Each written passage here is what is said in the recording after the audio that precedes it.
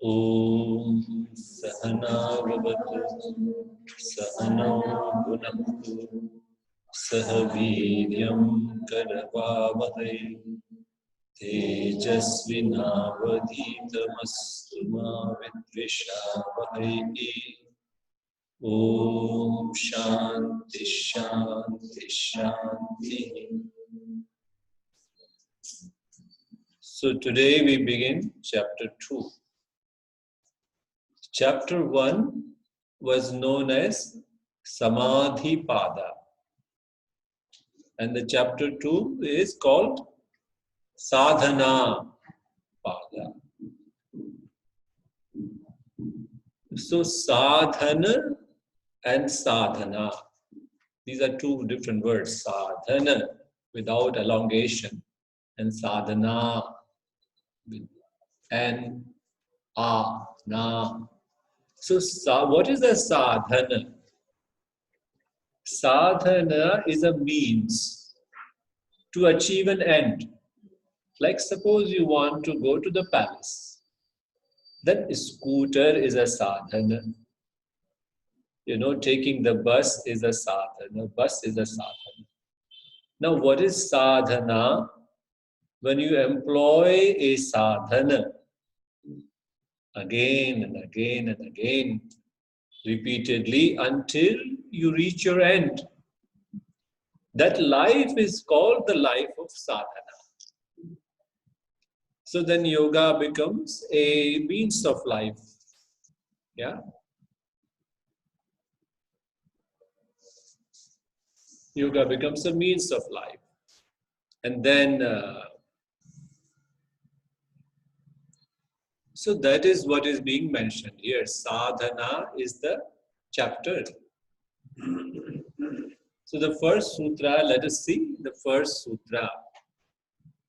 Tapas, Swadhyaya, Ishwara, Pranidhanani.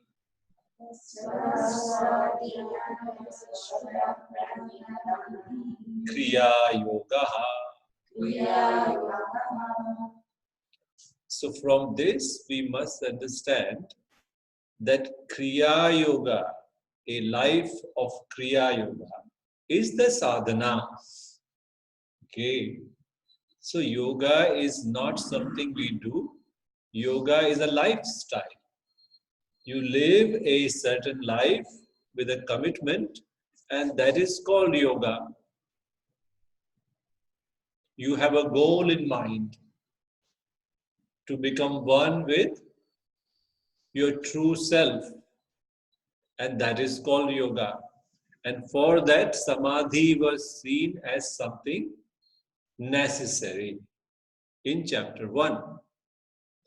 And then, if I cannot do that at the exclusion of everything, obviously, if we saw chapter 1, it told us that the purpose of life is to just sit there and know who we are. Everything else is absolutely unnecessary. In fact, it might be worsening our problem. Yeah, living a life here, remaining attached, remaining afraid, remaining worried, always walking around with the burden of self-concern. Is that what you are doing? Yes, maybe. I don't know why, but that's how it is. What about next life? Not going to be any different. What about life of other people in other places? Regardless of what they are pursuing. Yeah, they could be pursuing many, many ends, and they do have some pleasure in life. But are they free from all these sources of pain and sorrow? No. So therefore, that is the end, but I don't have that in me right now to just go and sit in the forest. And you think that I would become a Buddha, that is also an impossibility to me. Because I'm not there yet. If I go to the forest, I will take the next train and come back. Because I have so many things to do here in the world. Take care of business, I have to solve many, many problems that I have here and attached to, So then what should I do? I also want freedom, but I'm not ready to live a life exclusively devoted to knowledge and knowledge alone. That all I want to do is get this viveka khyatihi, a discriminative understanding that you are the self and you don't need anything else except yourself. So that I am not there yet. So then, but do you want freedom? Yes. Do you want freedom from sorrow? Absolutely. Like everybody else, I also want that. Do you want freedom from fear? Yes. But I'm not ready to go to the forest. I'm not ready to go to the cave.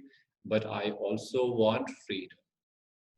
And I also see the way people are pursuing various things in life, they are getting further and further deluded, attached, and sad, and they are also not, these are not the ways to really gain freedom. So I know that also. Somewhat, not very clearly. Then what shall I do? Then he says, all right, live in the world, pursue some of the things that are indispensable to you. You want to pursue a few things. Maybe there are reasons for it. Let us say you want to gain a PhD, and that makes you feel better about yourself because you feel somebody, that you know you have gained something. So, okay, go for it. You want to make some money and be comfortable, no problem. Follow the rightful means and gain what you want. Don't transgress Dharma, because more Dharma you transgress, the more miserable the life will get. But if you follow the life of Dharma and Yama Niyama, then there may be a freedom, relative freedom first. Yeah? Not absolute freedom, but relative freedom. Because you're not manufacturing sorrow. You're not adding to the problem. Then, so this is called in Bhagavad Gita, and this is definitely conforming to what the Vedanta or Upanishads have to say. That if I cannot live a life exclusively devoted to jnanam, then live a karma yoga life. Kriya means karma. Kriya is even more specific a word than karma. Because sometimes when we say karma, when we use the word karma, we are not referring to the action, we are referring to also the result of the action. Like when you say, must have been my karma, man, I don't know what I was doing. So you're not referring to the action, you're referring to what happened as a consequence of it. So karma can be sometimes confused to be sukha dukkha, which is a result of an action. But kriya means action. So how shall I do my karma, my actions in a life? How shall I do them so that they will take me to yoga? Because karma everybody is doing.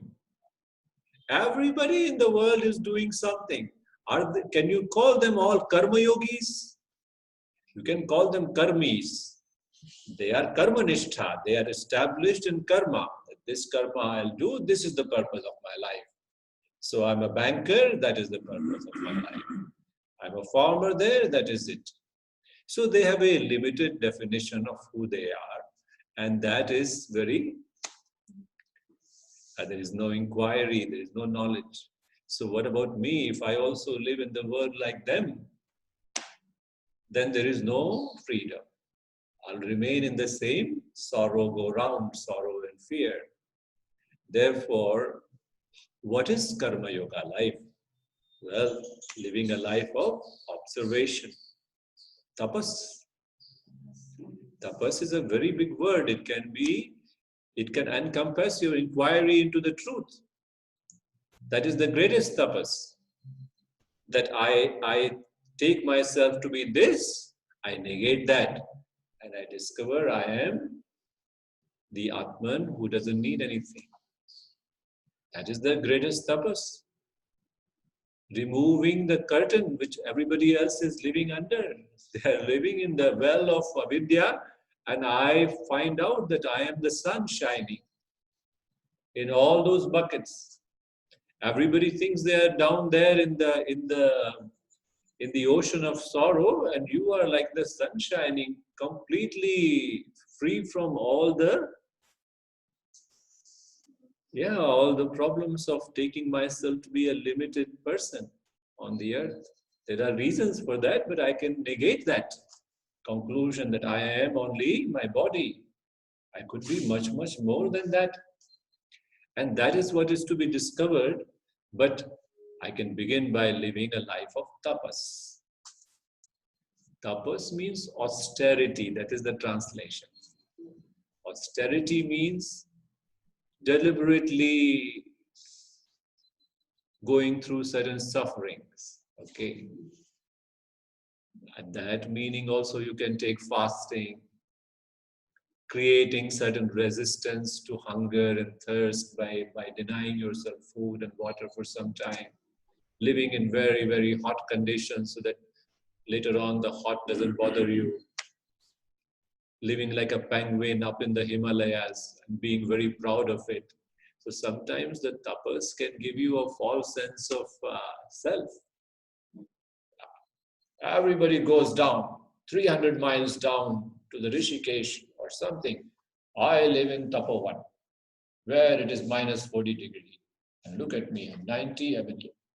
So what? Penguin does that. So tapas has that problem, but you can do tapas for the right reasons. Living a life of alertness and removing things from my life, removing pursuits and thoughts which don't really further my happiness, and allowing those things which help me.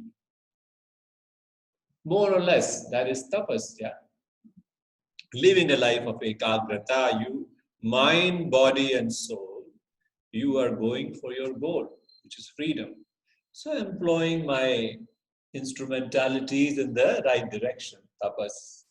Then Swadhyaya, very big word, Swadhyaya, self-study.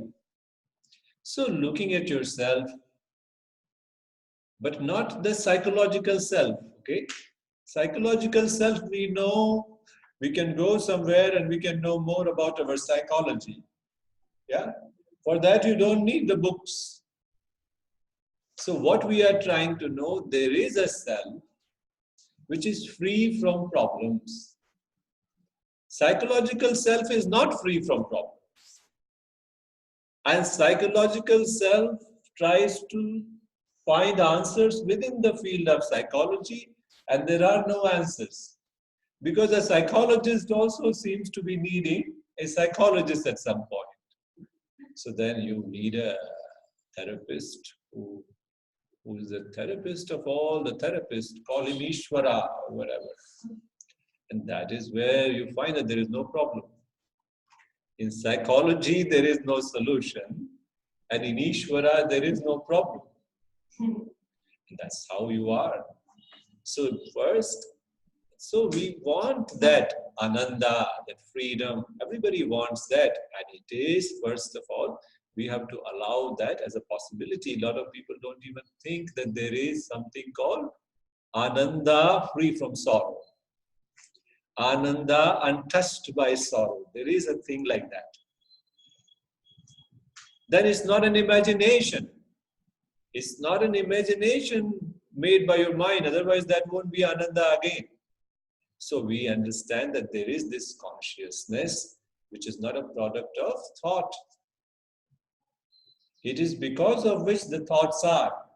So we understand that better and better. And in the light of that Atma being free from sorrow, free from fear, then we question our conclusions in the light of this new knowledge.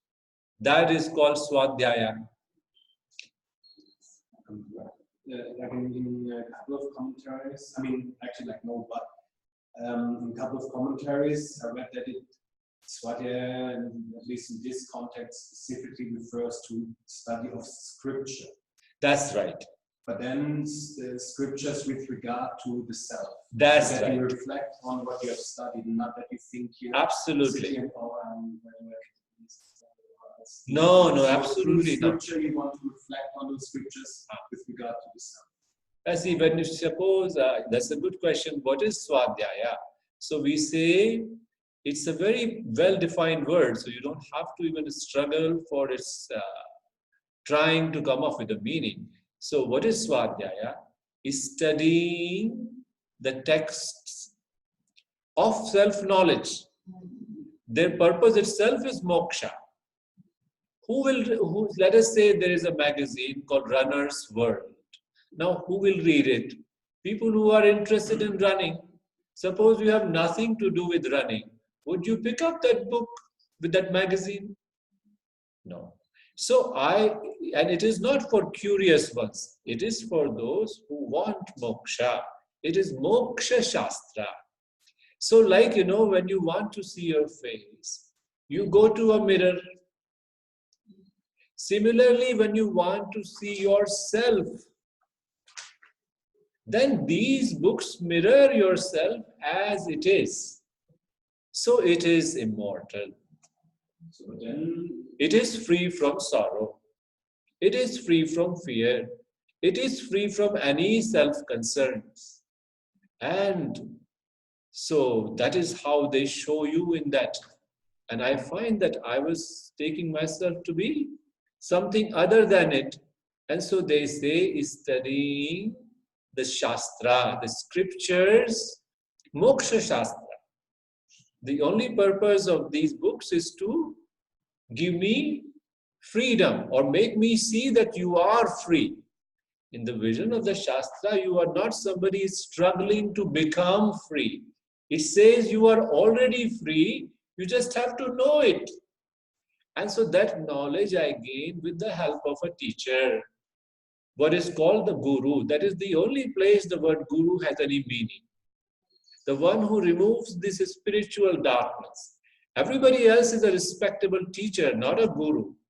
The guru word has been abused and misused and overused. So you have tech gurus and Wall Street gurus and the dance gurus and the music gurus are very, very sure that you must go and see them at Guru Purnima and offer something. And so same is the yoga gurus. The guy is teaching asanas and nothing more, but he is the guru. It must be said here because it's a very big thing. Somebody who is teaching you asanas, that's all right. But that is a asana teacher.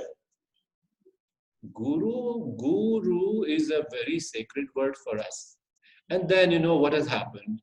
There have been some gurus who have been selling mantras and taking people for a ride. So people think that I will go to this field without guru. Well, after all, Atma is here. I don't need to ask anybody and I'll find that bliss. So we say that is a very great disservice because this Shastra has no other purpose. And you have to put your trust somewhere in somebody. The problem of a human being who grew up in this world is lack of trust. We don't know how to trust anyone. You don't even trust yourself as you go through the motions of life. So someone you must trust. And it is very easy. He doesn't have any other persuasions. He just wants to be a friend and give you some insight into your own self. That's what the guru is supposed to be. He's not different in that sense. The self of the guru is the self of the student. That is the teaching. There's only one Atman. That is only one Swa, one self. Adhyaya, we are studying that. That self happens to be free from problems. So this is the meaning of Swadhyaya.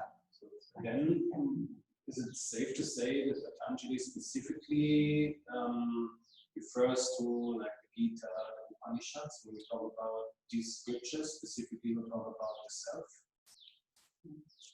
See, it has to be taken that way, that Patanjali is assuming that you know that there is such a thing called Vedanta. There are these Upanishads. There is Bhagavad Gita already. Yeah? And these are already known to the people in this land as Moksha Shastra. For them, he is writing this. And he is not composing Brahma Sutra to introduce to you what is Brahman, what is Atman. He's saying yoga is a means to see that self. A mirror which is clean enough to have the sight of myself. The hurdles that I face by living a life of yoga, you will have the clarity in your mind and a freedom from conflicts in your mind so that you will see the self mirrored in your mind. It is still there and it is the same glorious self, but because of the rajas and tamas, which are actually not just rajas and tamas, they are there in terms of our false conclusions, blocking my vision of myself. Right? It's like I'm living with a stone slab on a cave, and outside the sun is shining gloriously, and I'm not able to see it because I'm sitting in this cave with my door tight, shut tight. I don't want to see this for some reason, psychological problems and other things. One refuses to even acknowledge this self. Forget about accommodating it and assimilating the way it is. So therefore, there are many, many problems from the childhood onwards, and they don't allow me to get out of this life of limitations. Therefore, yoga becomes important. But yoga has no meaning unless you have some idea about this self. If you do not have some idea about the self as it is, what are you going to do in samadhi? What is it that you are going to make doubt-free? If you don't have some basic understanding, what is it that you're going to remove the doubts from? If you didn't have a vague understanding, what vagueness will you remove in the samadhi? So if you know something very well, you don't need to do samadhi on it. You know it. You don't sit there and say, I am a human being. So you know that. Nor you can, samadhi is useful if you have absolutely no idea about something. You cannot do samadhi on it. Right? So therefore, yoga is samadhi, and it is for making my understanding crystal clear. In the beginning, I have some idea about myself, which is fraught with a lot of doubts and lack of clarity. And when I contemplate on it with a mind free from rajas and tamas, in that sattva mind, in that shanti, what I come to know from Vedanta, the vision of the Upanishad, which is about me, it becomes clearer and clearer until there is no more need to look at it. So then this Swadhyaya basically refers to gaining some theoretical knowledge, and then what he talks about in chapter 1 is like the practical knowledge. Okay, meditate first this and then that, and then go on deeper into. Is it true as you speak that first you like a cow, you just eat everything and then it goes inside your belly and then you bring it out and then you do this is a mistake. They think that Vedanta is theory and yoga is practice.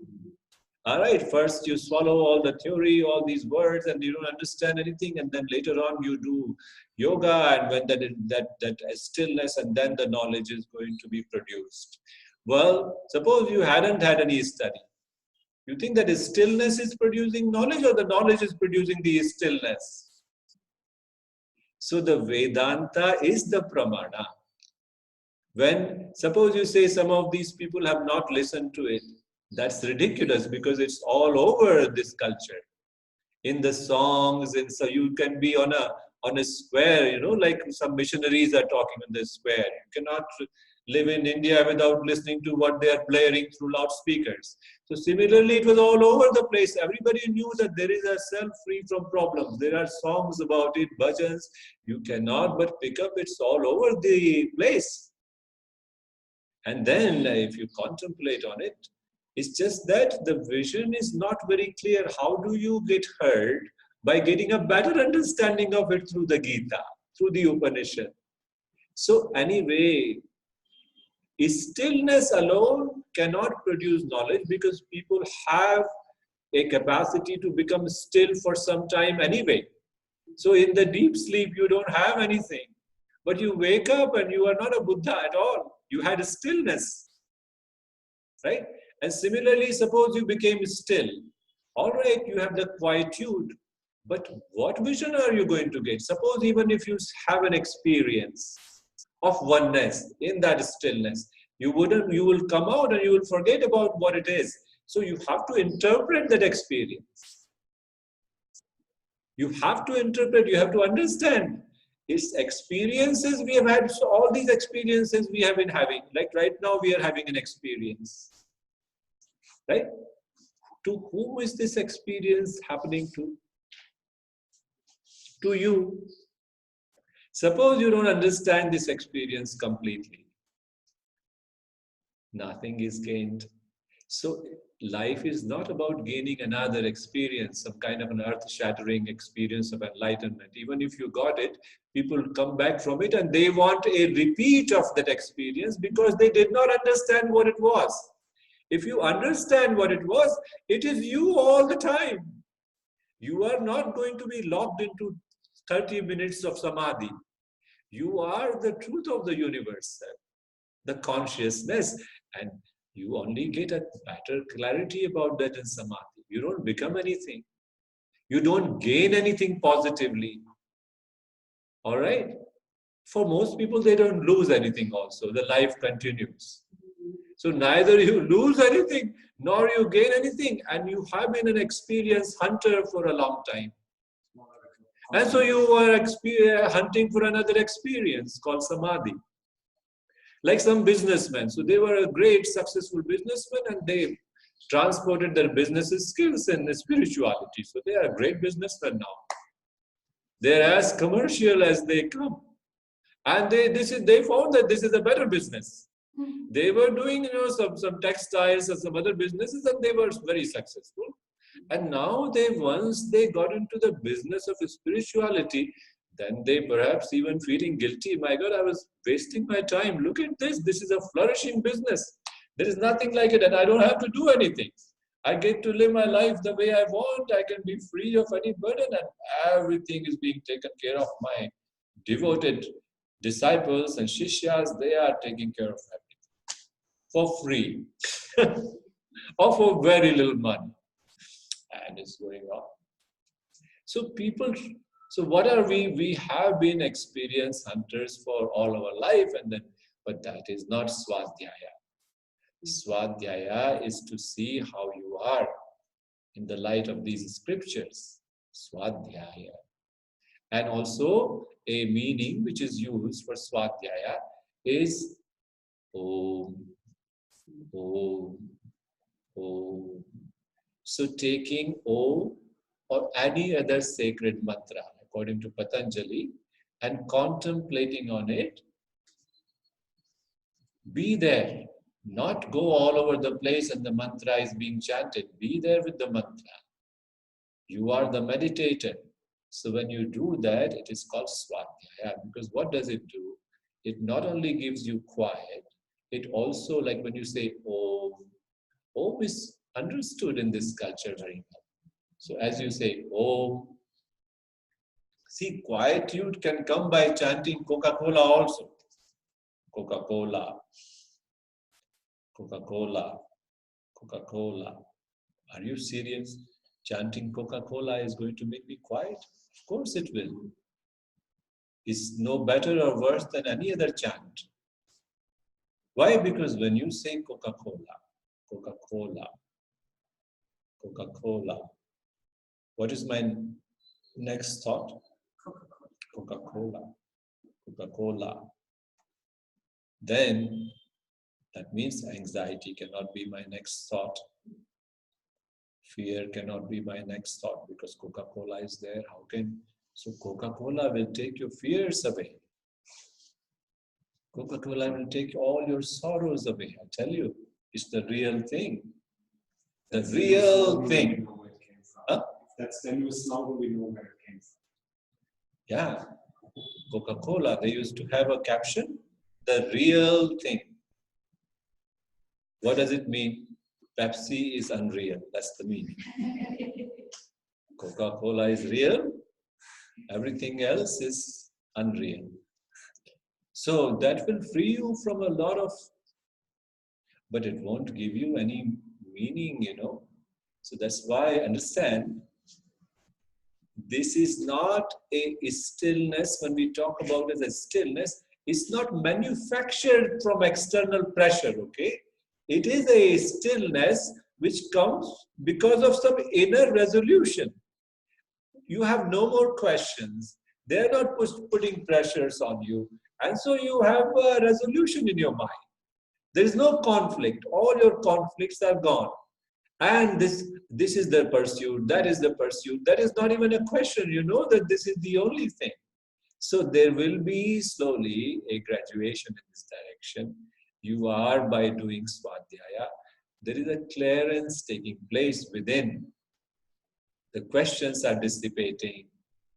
Conflict is loosening and withering away. And one finds harmony. And in that harmony, there is knowledge. It's a stillness not forced on you by blocking the thoughts and resisting, this cannot come into me and that. No, it's like a lake. Mind becomes like a quiet, serene lake. And it is knowledge producing serenity. Serenity is not producing knowledge. So you allow this knowledge to walk into your life, the knowledge of Ishwara, the knowledge of this Atman, and let it create the harmony that you deserve. And that is, so it's the other way. In a forced stillness, you don't get anything because still you are sitting. It's just that your questions are somewhere else. Your sorrow also is somewhere else. Your fear also is somewhere else.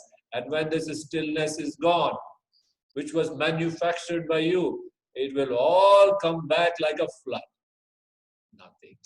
Because no new understanding has taken place about yourself. So to see that the self is free from problem, then Om, because of its meaning, that's why he says contemplate on the meaning of Om.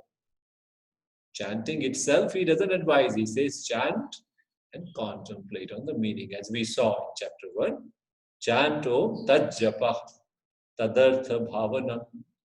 So this is called Swadhyaya. Contemplating on Om and chanting Om and contemplating on its meaning. And if you contemplate on the meaning of Om every day, you find that you are Om. You are this infinite consciousness, not locked up in a particular body. You are the consciousness of the whole universe. And your body is included in the universe. Your mind is included in the universe. What about you? Your relationship and the world is like the crystal and the cloth. So this whole wrap, you are the crystal. You're not affected by the world, nor are you affected by me. You are free of both me and the world. Whereas the world and me are not free of you. Without you, the consciousness, there is no me, there is no world. And the water is free from the wave. Water is free of the ocean also. Water doesn't depend on either of them. So you recognize yourself as you are. So this is a very big thing because it is not that you are trying to think of something. This is not an imagination. It just happens to be the reality of you. And everything else we conclude and get bound by our own conclusion. I am small. I'm insignificant. I have to make it big by doing this, this and this. So I keep on furthering myself to raga and dvesha and hardly ever see a problem in my way of living. And then here comes the Shastra and tells you, what are you doing? Do you want freedom? Yes. This is not the way to go about it. A life of raga and dvesha, if that is the sadhana, then death is the end. Suppose that is your sadhana. So what is the sadhana? Living a life of karma yoga, because I'm not yet ready to live a life exclusively devoted to knowledge, called jnana yoga life. What about bhakti? Both people need to have an attitude of bhakti. That's why, what is the next one? Ishwara Pranidhana. Ishwara Pranidhana. Living a life of surrender to Ishwara, also called bhakti. Because what is Ishwara? All that is here is Ishwara. There is nothing else. So he is my everything. Pranidhana. And that means whenever certain results come in my life, as I live my karma yoga life, as I live in the world, with my family, with the world around me, I will do things and my actions will bring me certain results. Right? When those results come, what is your Ishwara Pranidhana? I accept them as if those results were prasada from Ishwara. Because I don't make results, I only do action. To do, not to do, or do something else is in my hands. What happens after I have performed an action is not in my hands. Okay? So that we say that is the domain of Ishwara. Ishwara being who he is a conscious being which is all pervading. No results can be out of his domain. So he takes all the factors into account and a result comes. And it is wasn't supposed to be against you or for you. It just is a result. When all the variables are factored in, that would be the result. So Ishwara doesn't have any bias towards anyone, nor does he have any partiality or preference. So he says, oh, I want to give her happiness and I want to make her suffer. That kind of Ishwara we don't accept. He's not a guy sitting somewhere. That is our problem. We think Ishwara, suddenly we think that there is a man sitting somewhere and he made the world. So that kind of a Ishwara is not being talked about here. That's why he was very careful and he told us Ishwara is a Purusha, a conscious being, but conscious being doesn't have to be a human being or look anything like a human being. Otherwise, the God will be like billions of years old sitting there. And his beard will come to the earth from there, from the heaven. And you can pick his beard and pull it and he will say, woohoo. So this is a very funny imagination. How can you put him up there? Suppose, so what is in between you and God? A lot of space, right? That's all. We try to put him far away. How? Putting his space. What if this space was pervaded by that Ishwara? What if he was not a guy sitting there? He was here then. And when you say omnipresent, you must know that he's here in your nose, he's here in your eyes, he's here in your forehead, he's here in your head, he's in your fingertips, he's everywhere. That is the meaning of omni. Omnipresent.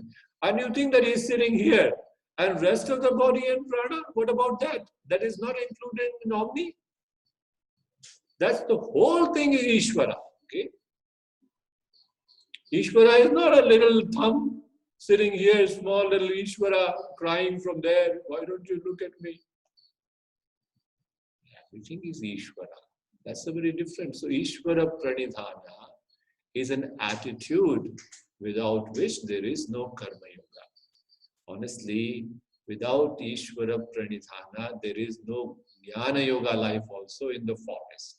Suppose you are a Swami and at the exclusion of all pursuits of life, you are sitting there under a tree and you don't have any bhakti. you don't have any Ishwara Pranidhana, then what are you going to discover? So, Bhakti Yoga is not a separate yoga. Bhakti is there. There is no yoga called Bhakti Yoga. Why? Because you will do something, either here in the world or in the forest.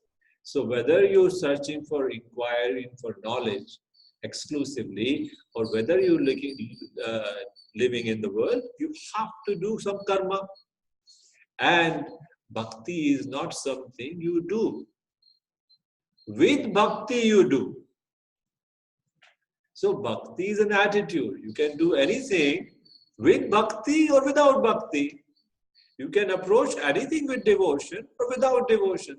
Suppose you are approaching your search for self-knowledge without any devotion, just mechanically doing something. Then it's not going to give any fruits. So even in Kaivalya Upanishad, Shraddha Bhakti Dhyana Yogat Avehi. This is to be gained by Shraddha, Bhakti and Dhyana. The truth is to be gained.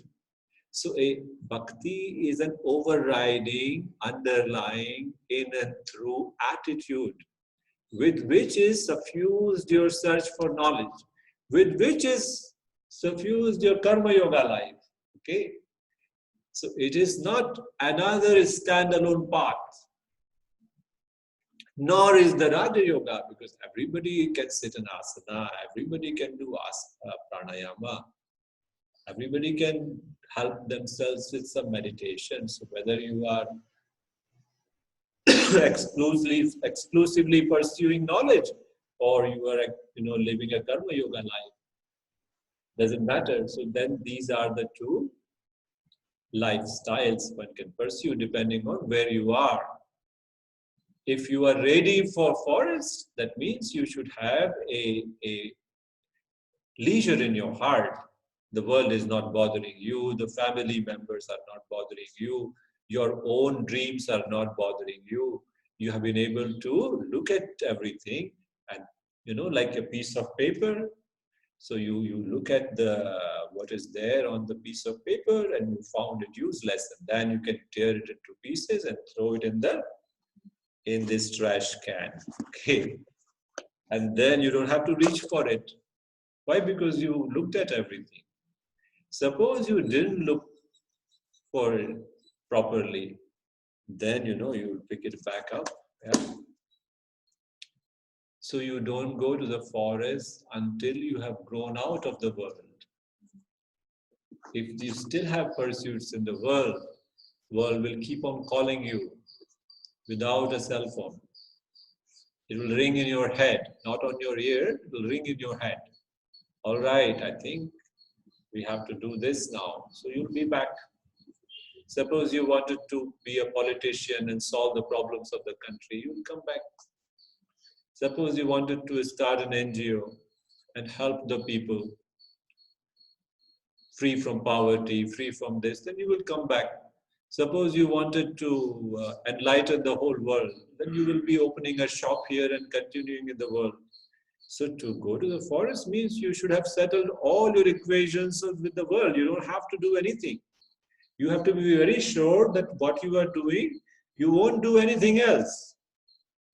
And nothing is putting pressure on you.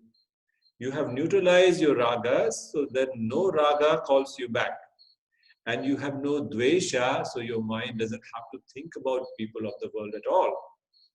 That is what is called being exclusively with Ishwara. It's not a drama going to the forest and sitting there and your head is full of the world. Then there is no sannyas. Renunciation means it's mental. In your mind, there is no need to think about anything except the truth. That you can do here also.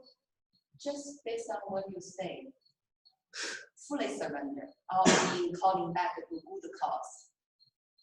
Yeah, even that also, yeah. There's no good or bad. Yeah, you exercise all that.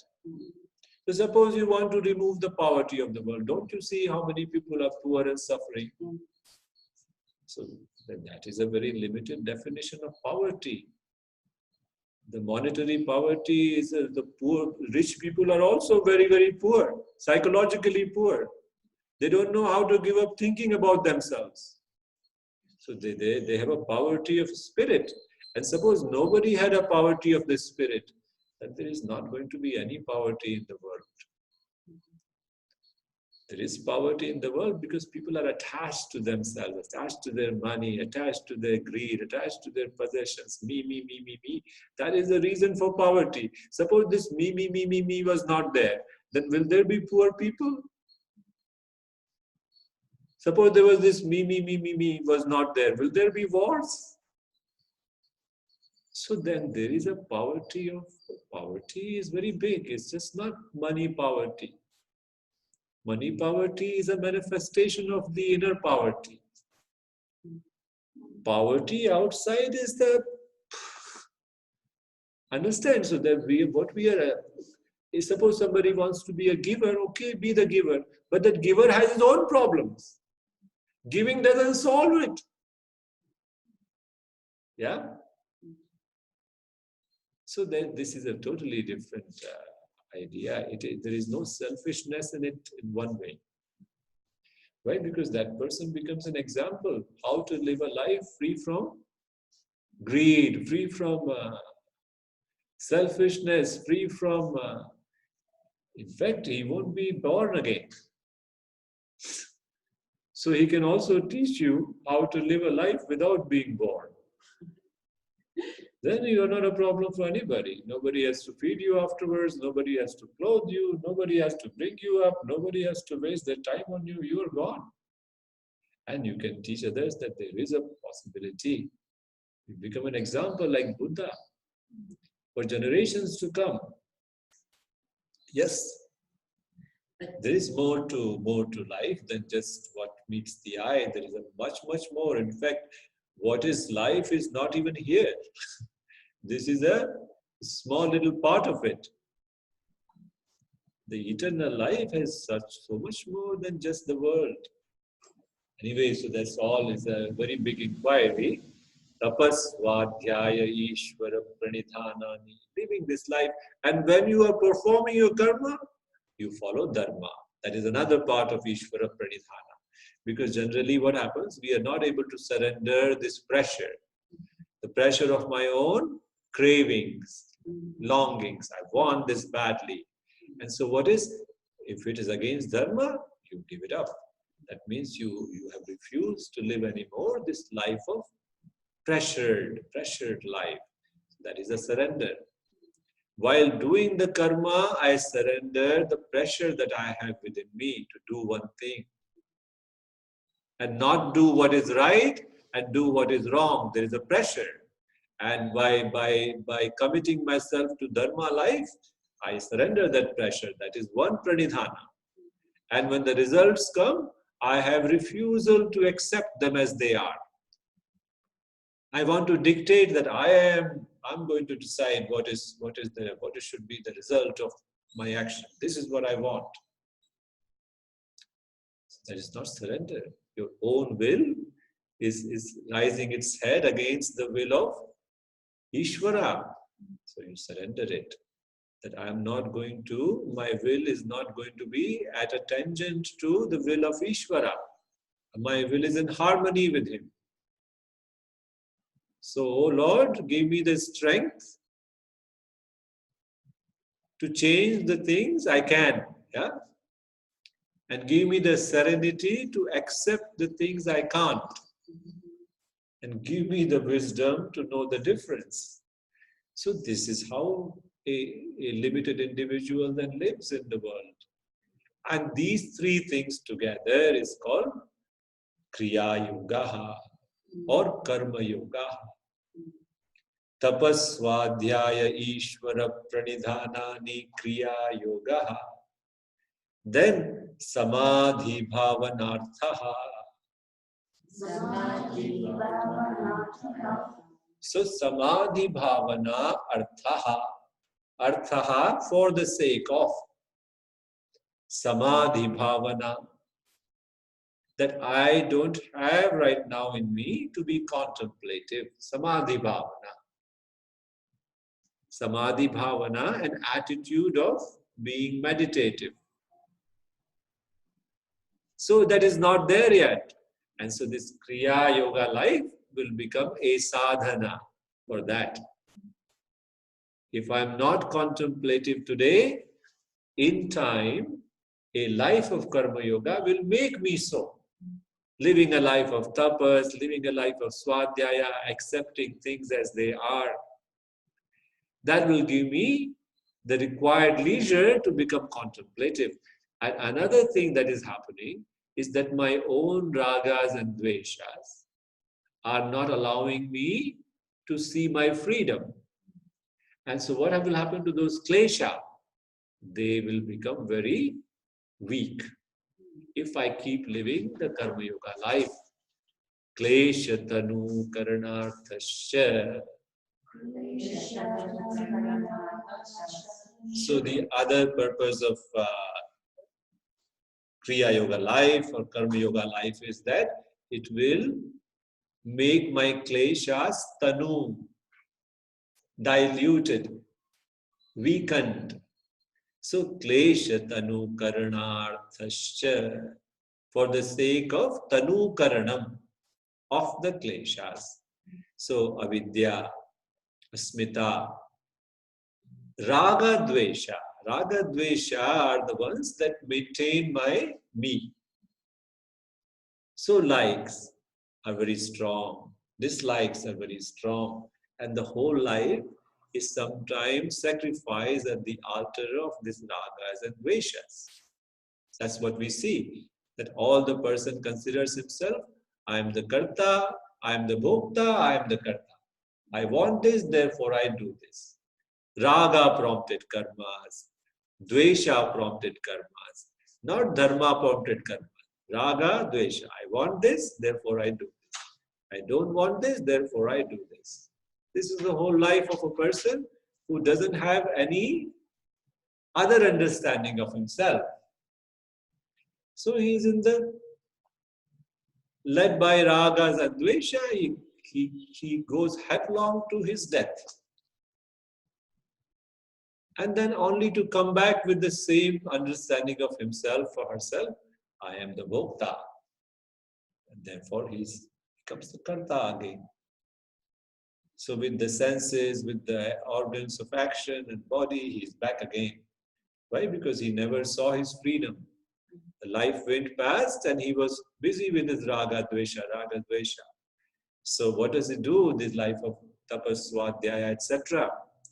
Tapas, Swadhyaya, Ishwara, Pranidhana, this life, or you can even include all the other yamas and niyamas, because you know these three are niyamas. So suppose I live a life of Ashtanga, yama, niyama, etc., a life of contemplation, then the kleshas will become more and more, won't be a problem anymore. They will not block your perception of yourself. The klesha are the ones which raise a wall. So I don't see myself. And when the kleshas are diluted and gone,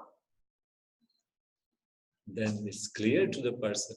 So therefore, it will give freedom from klesha and it will make him more and more contemplative. Then he'll be ready for jnana. So his own psyche will refuse to, that refuses to make him see the truth, even though the truth is so obvious. So he becomes the cloud between him and the sun. The me becomes the cloud, me with my ragas, me with my dveshas, me with my fears and sorrows. Is like a cloud hanging between me and myself. You know, the me, the true me is blocked by my definition of me. And so that is the one we are trying to work on and dissipate so that weakens and there is more contemplation. So abhyasa you keep doing and it reinforces, reinvigorates your abhyasa. And vairagya. What is vairagya? Freedom from the pressure of ragas and dveshas. That is vairagya. I want something badly. No, I'm objective to it. Vairagya. Yeah? So this is the life here. Samadhi bhavanarthaha klesha tanu karanarthascha.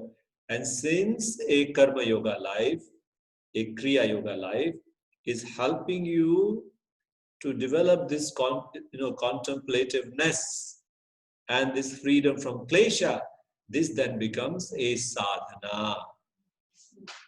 For samadhi, samadhi can be metaphorically used as a life devoted to jnanam. So it can include for some time that one is studying some scriptures and getting a better and better understanding of this Atman. Okay, so that samadhi becomes more meaningful.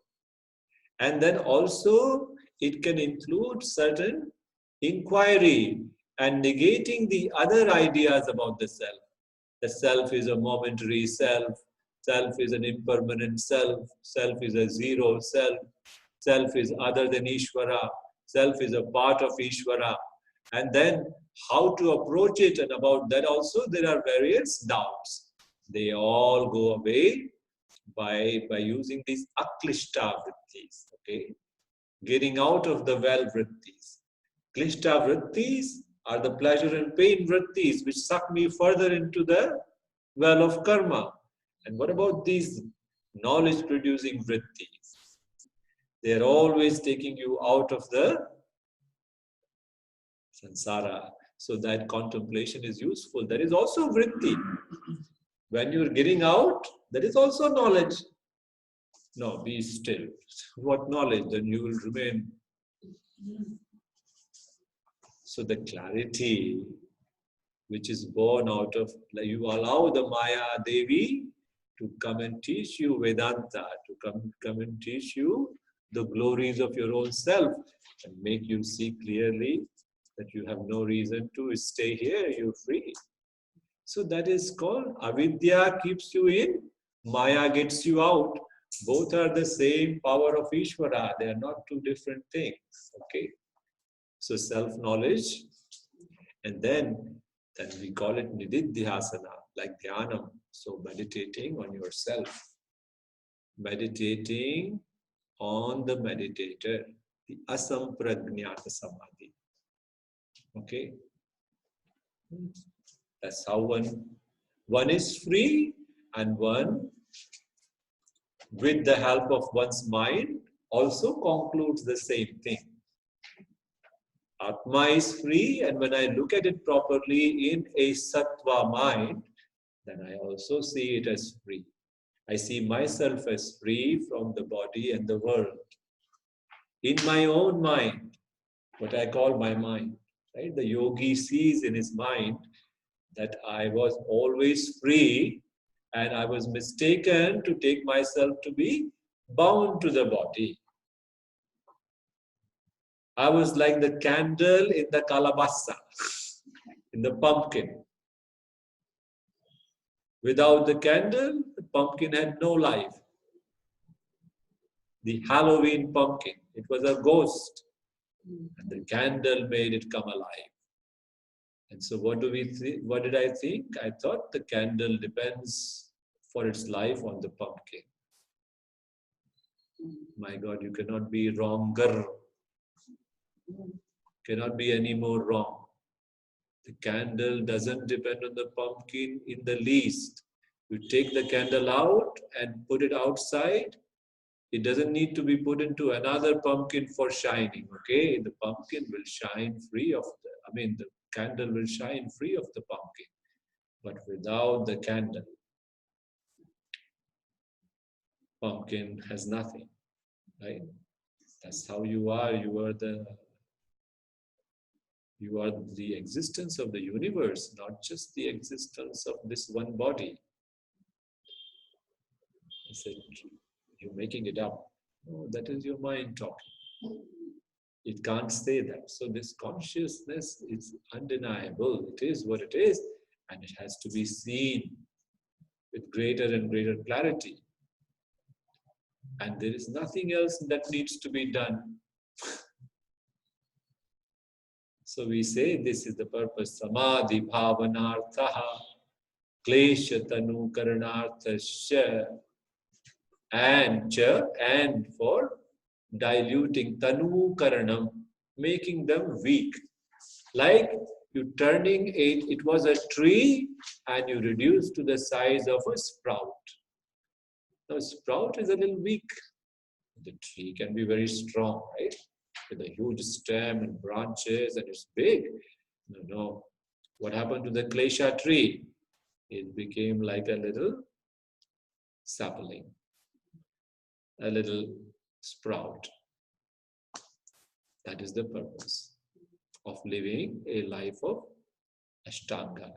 Okay, that's the chapter.